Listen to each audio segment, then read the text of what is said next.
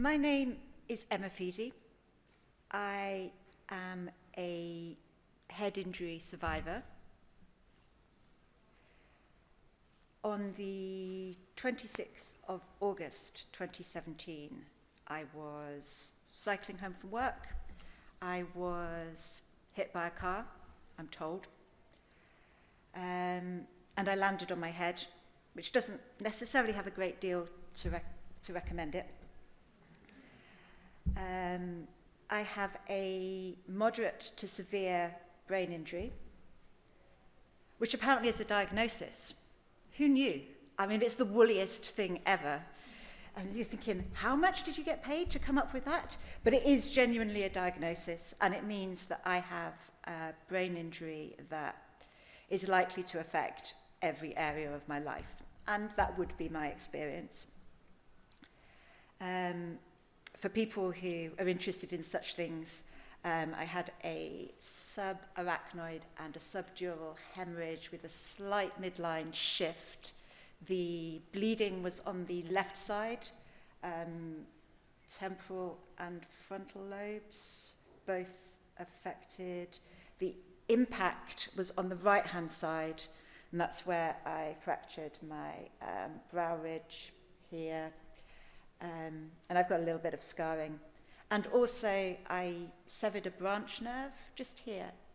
So immediately afterwards, I had the most beautiful smooth forehead on this side, which would have been awesome for pictures, but actually did make me look constantly skeptical because only this eyebrow would go up. And before the actual accident, I was a social worker, which was something that I thought I was going to return to. So I did have some anxiety about constantly looking skeptical.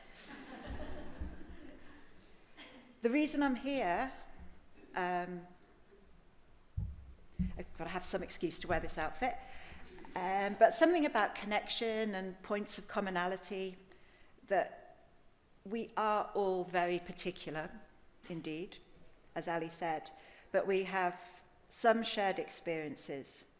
And even if that shared experience is that everybody is different, and that experience of how lonely it can be to have an injury that is literally all in your head and can only be expressed through words or writing, when those are the things that are compromised by the injury itself.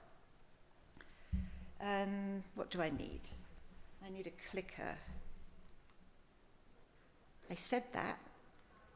So I'm going to kind of break it down a little bit, and we'll see how it goes in terms of time, and I'll just stop at half an hour, and if it's all really distracted and disjointed, did I tell you about the brain injury?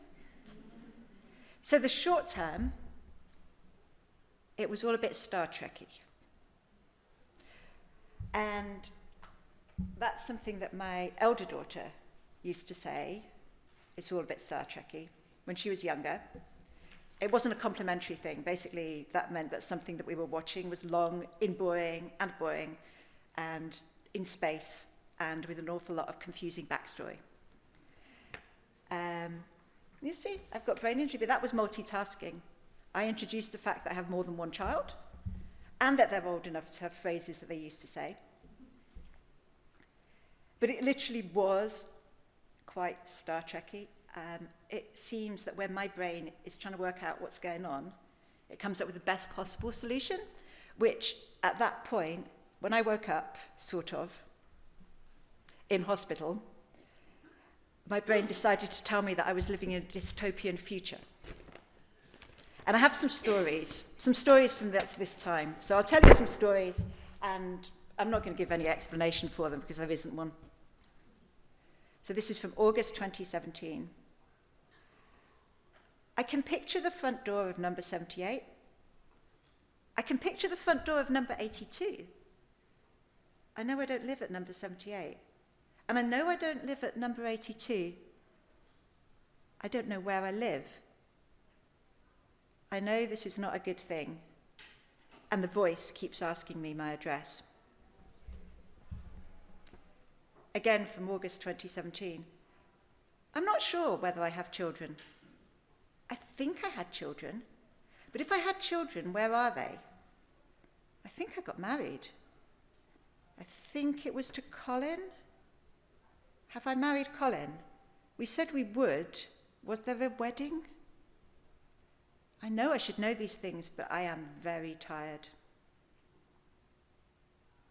From August 2017. I'm in a cave. It has narrow stretcher beds for sleeping.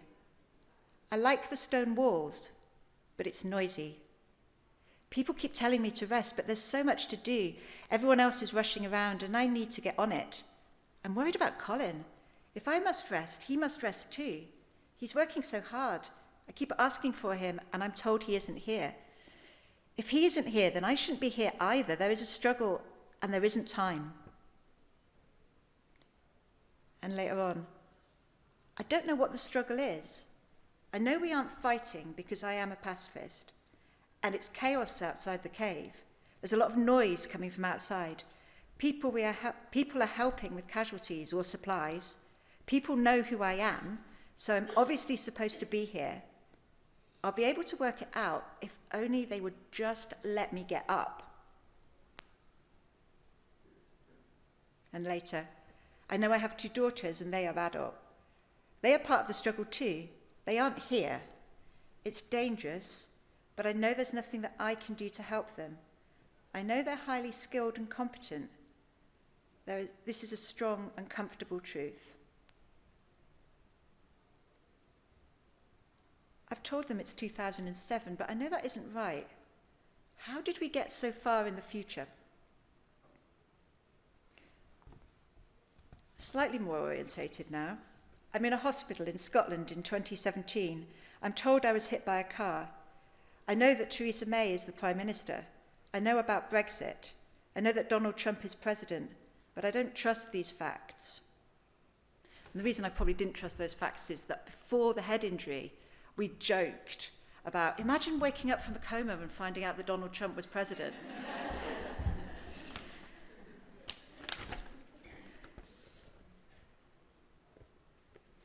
I find a communication device next to my bed in the hospital in 2017.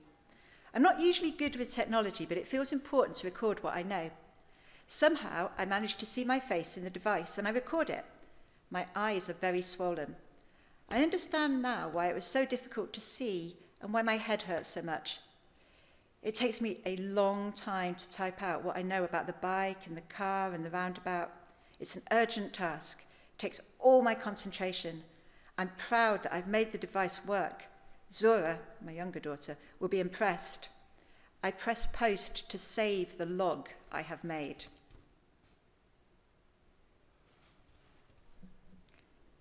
I'm pleased to see Colin. I love Colin. There is a simplicity to the feeling.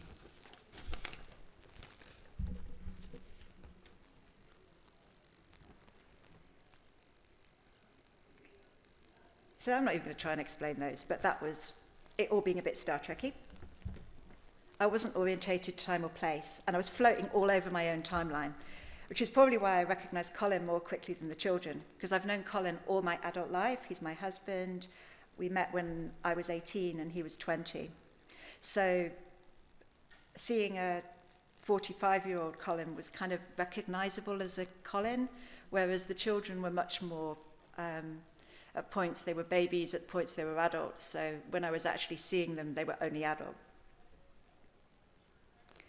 And I was in hospital for 3 weeks, I think, altogether, as an inpatient.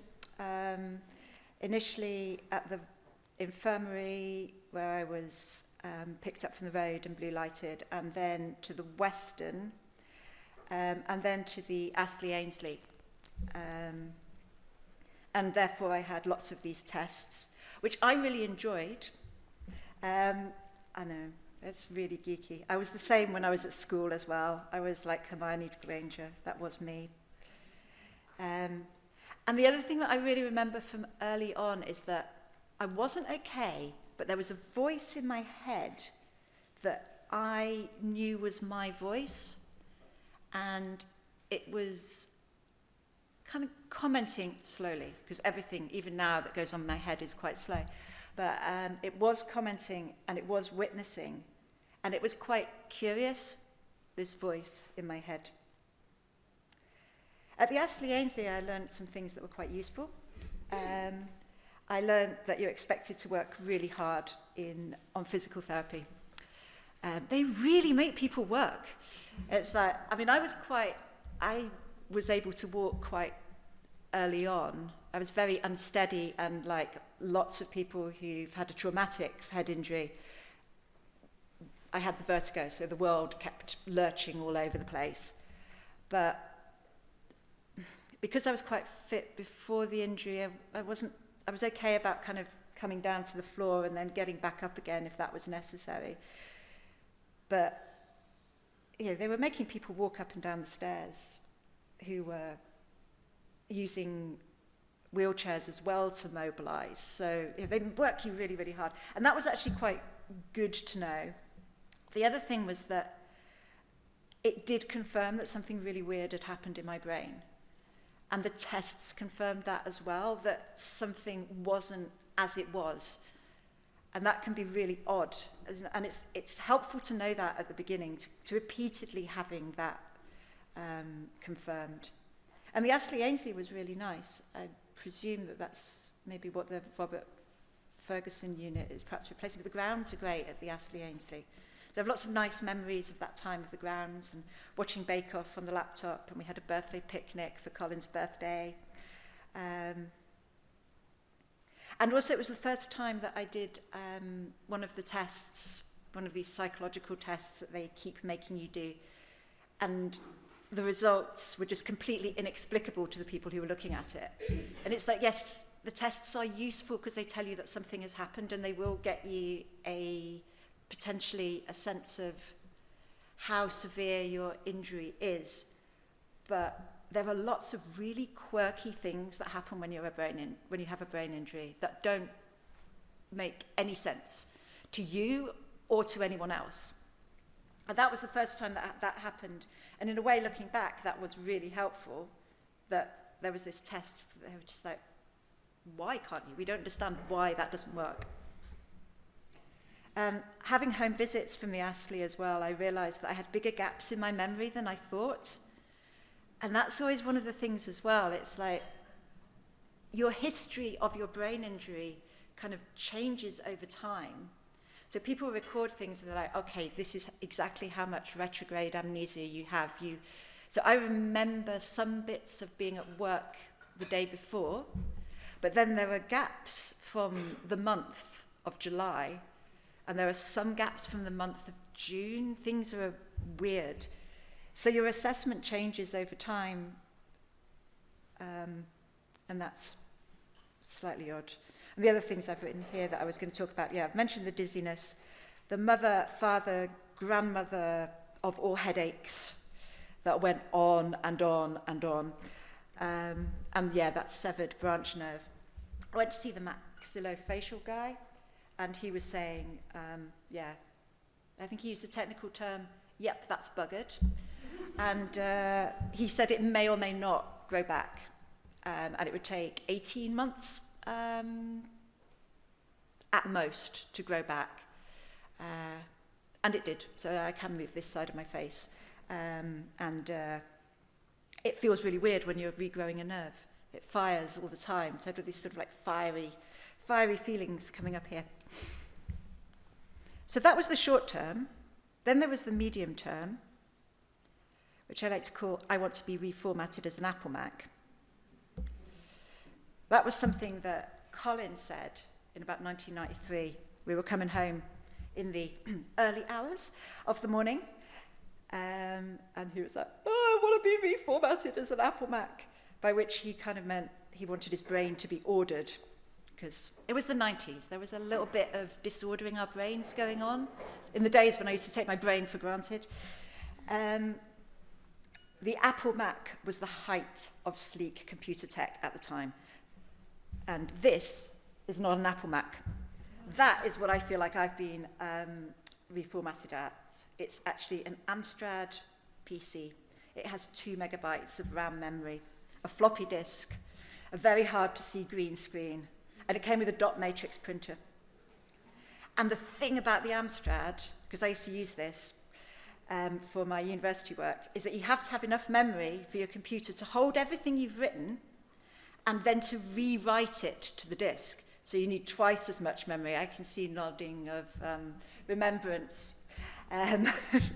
Yes, and if you get it wrong, you will lose all of your excess text. So you can't get overexcited. You have to remember what needs to be remembered. And you have to process everything in bite-sized chunks.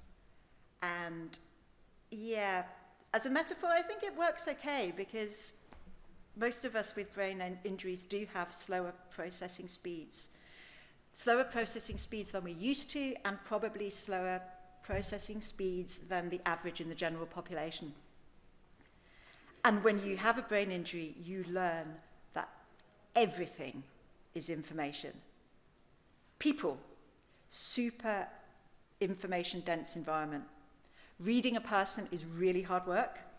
The less you know them, or the higher the emotional intensity, the more information they contain for you. So lots of people together, lots of information. I'm like this at the moment. It's like waves. You're giving me waves of information, my poor brain. I'm going to be sleeping for the rest of today after I leave here, and probably tomorrow. Screens, masses of information. And I have this thing, which I think is quite common, and I've read of other people having it, where when I'm doing anything on a screen, the screen is giving me so much information that my cognitive capacity drops below a level where I can actually be productive. So I like a notebook. So screens contain lots of information. Traveling quickly, lots of information. Watching a Marvel movie, quite likely to make you feel sick. Music, information. Bright light, information. Choices, information. And if I'm subjected to too much information, I literally crash. And my speech will slow, my eyes will start to track slowly, I'll become disorientated, I can get lost in places I know well, and I have to sleep. There's just nothing else to be done. And it feels more like falling into unconsciousness.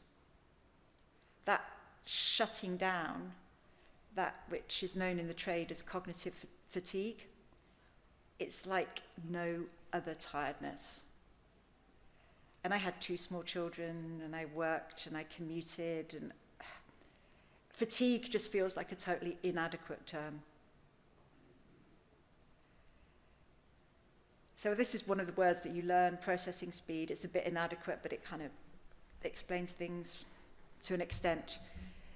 So we've covered processing speed, cognitive fatigue, and then we can tick off sister term, cognitive overload.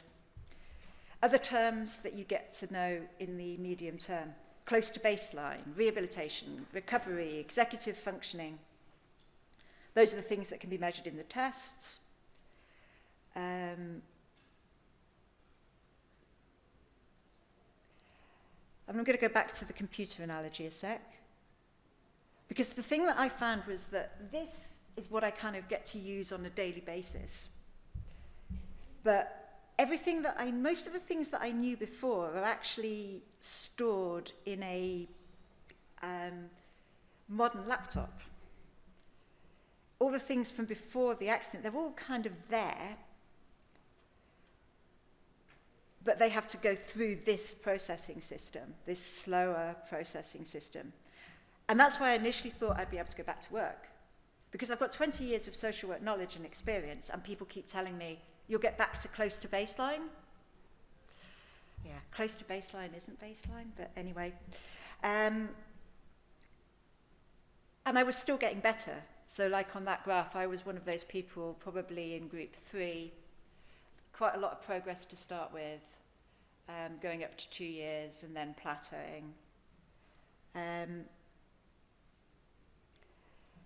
The other thing in this medium term, there are a lot of things that go on when you're actually not that well equipped to deal with them. So in my case, I was hit by a car, so there was a criminal case. There was a civil case. I had to deal with the DWP. There were medical processes and there were employment processes. And you see a lot of psychologists, and there's a lot of reports, and you see a lot of psychiatrists and neurologists, and there's a lot of reports. And the DWP, I'm just going to say, yeah, there's just nothing at all great about being gaslit by the state. I mean, really. My case went to tribunal, and I now get PIP for care and mobility. And that was a long process, and I'd give a shout out to the advice centre here in Edinburgh, who were absolutely fantastic. The legal stuff is adversarial, so the other side always want to make out that you're slightly less affected than you are.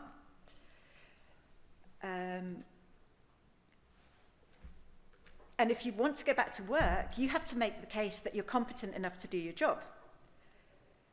And as I discovered, now you've got your different brain, you're probably not the best judge of your own capacity at this point. And because you're seeing people to help you with your rehabilitation or recover, I kind of had this sense that if I worked at it, I would get better.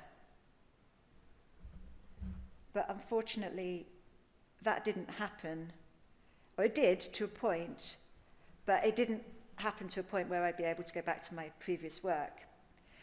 But what I kept on doing was trying to do something similar, but slightly less complex. So before the accident, I'd been a social work manager, and I'd been working 30 hours before the accident, full-time for many years prior to that. So I thought, I'll try and go back as a main grade worker, because that's not quite such a complex task, and I'll go back as part-time as possible. And that didn't work. I couldn't make the decisions fast enough. Writing reports was exhausting. I couldn't process the emotion of the cases. And I can't actually switch from one task to another. When I'm interrupted, when I'm doing something, it's like it becomes physical. It's like pushing a stone across a flagstone floor. You have to drag your attention. And I had a lot of support, but it was never going to work out. And so after 5 months of kind of battling in, and I had access to work support as well, so I was getting a taxi in, taxi out. I had some adaptions, some assisted technology, lower lighting, some soundproofing, but after 5 months I could tell it wasn't going to get any better. And I put in place the process for medical retirement.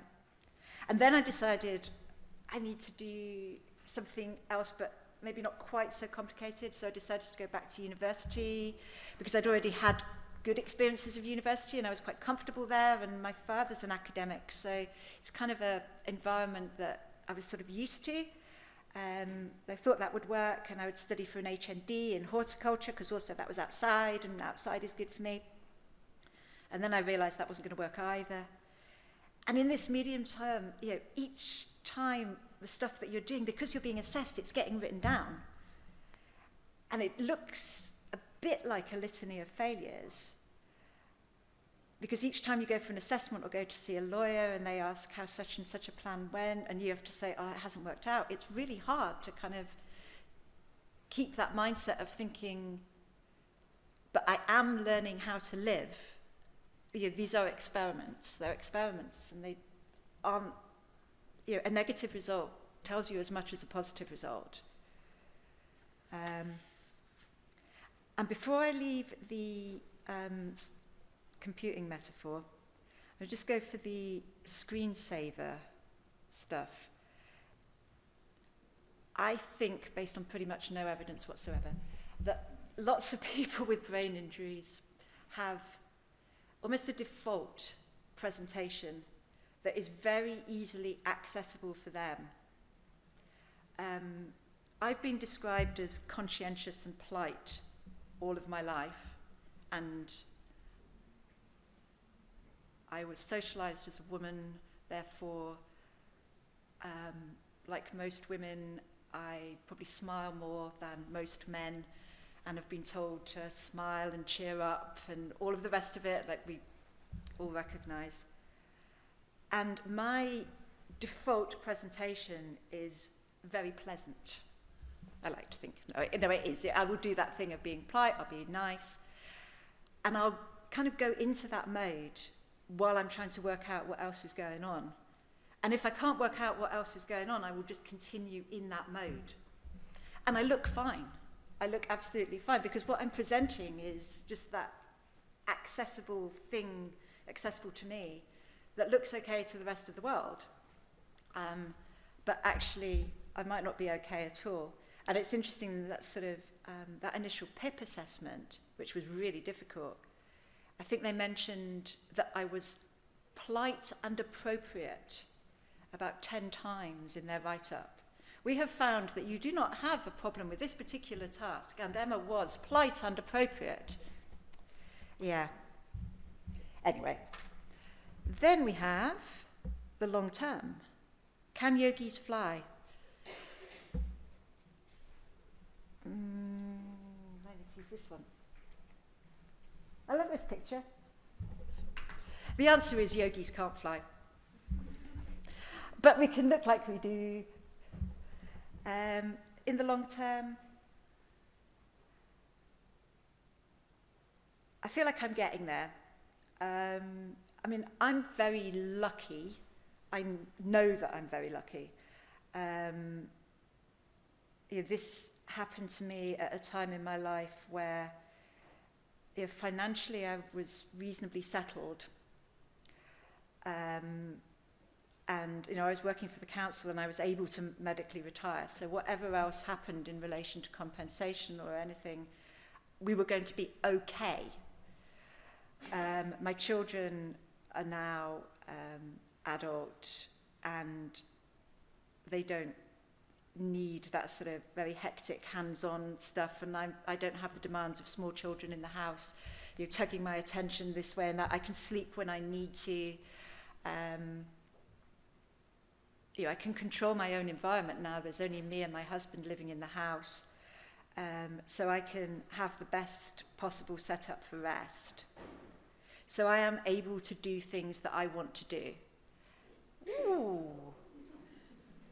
Do you know what? This is so much better. This is.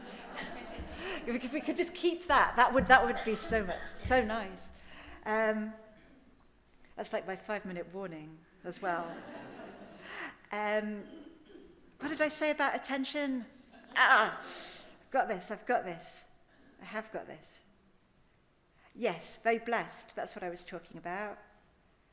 I know that isn't the case for everybody. I mean, people will say things like, oh, you could go and do this job or that job. Actually, there isn't a job that exists that is easy for somebody with a moderate to severe brain injury.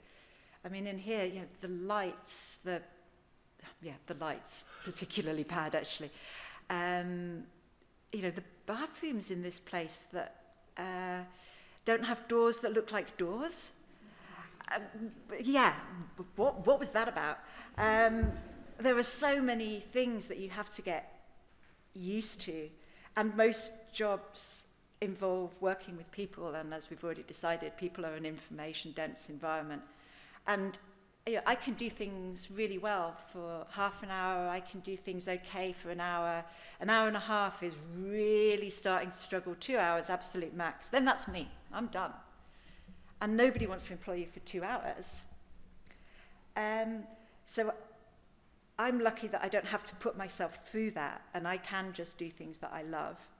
So I do a little bit of yoga teaching, which I like. I do a lot of exercise, which I love, gets me out and about. I'm a runner. Even when I'd just come out of the hospital and I was still having to sort of get to a curb and look at the curb and balance the curb and go up it, I was still running, in inverted commas, trying. I now still cycle my bike. I do a bit of gardening. If I had any advice, I did write some advice. Did I do that thing? Yeah. It would basically be only do one thing at a time.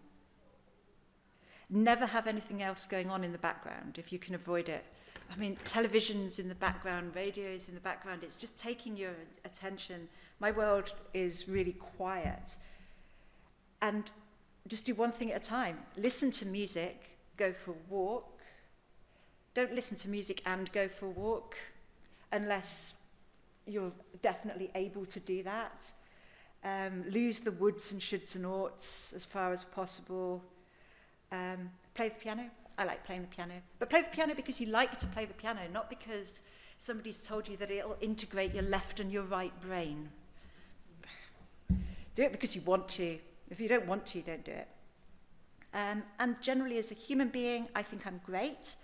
I'm happy in my world. I do consider myself to be disabled because the world doesn't meet my needs. And I think the 21st century is particularly difficult because it's so information dense. And that's all I have to say. And I make that 4 minutes for questions. Yeah, you were only a couple of minutes, Emma.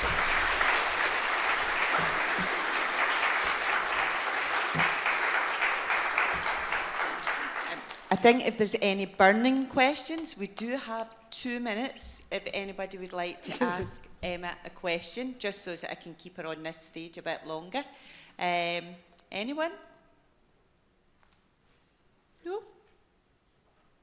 No. Fabulous. Can I just say a big thank you, Emma? It was really appreciated.